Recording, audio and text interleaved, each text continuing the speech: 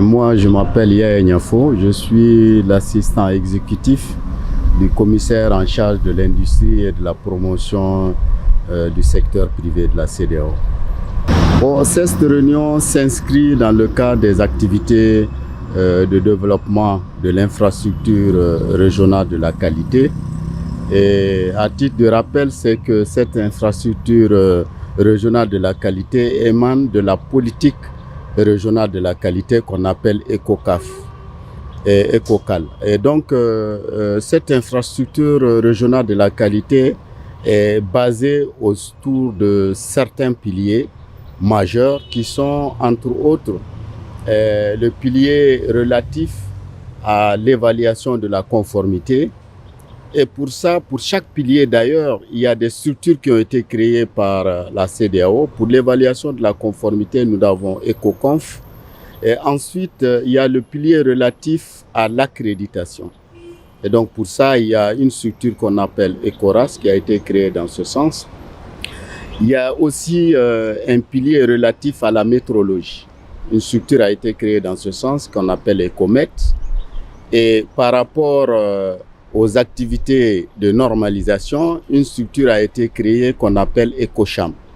Donc, au fait, la réunion d'aujourd'hui porte sur une réunion relative, n'est-ce pas, au comité technique de gestion de EcoCham, qui est le TMC, qui s'est réuni ici à Abidjan pour un peu se prononcer sur l'adoption d'un certain nombre de normes.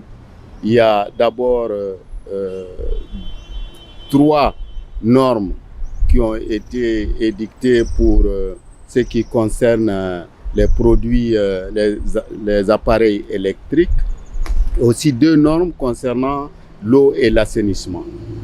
Au-delà de ces jours de discussion autour de l'approbation par les différents directeurs nationaux en charge de la normalisation des 15 États membres de la CEDEAO, au-delà des réflexions, des discussions pour mieux peaufiner ces projets de normes, il y a aussi une réflexion qui s'est développée aussi sur la possibilité de voir comment réviser, n'est-ce pas, l'EcoCham, ce modèle EcoCham, au regard du développement de la science et de la technologie. Donc, les cadres changent, les modèles changent. Donc, comment faire en sorte que réfléchir, avoir un draft pour avoir une idée sur l'évolution, sur l'amélioration continue, comme le dit en termes de qualité, de ce document EcoCham.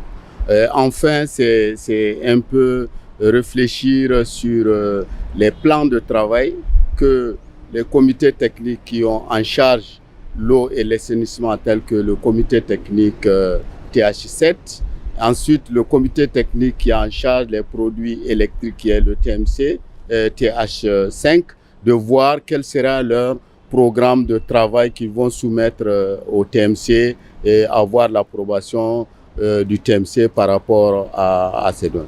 Bon, par finir, la réunion va se terminer par des échanges avec les représentants des différentes parties prenantes, je veux dire les organisations socio-professionnelles, mais aussi nos partenaires techniques et financiers pour voir alors quelles sont les nouvelles donnes ou bien les nouvelles propositions qui peuvent être faites et mettre à la soumission du TMC. Voilà.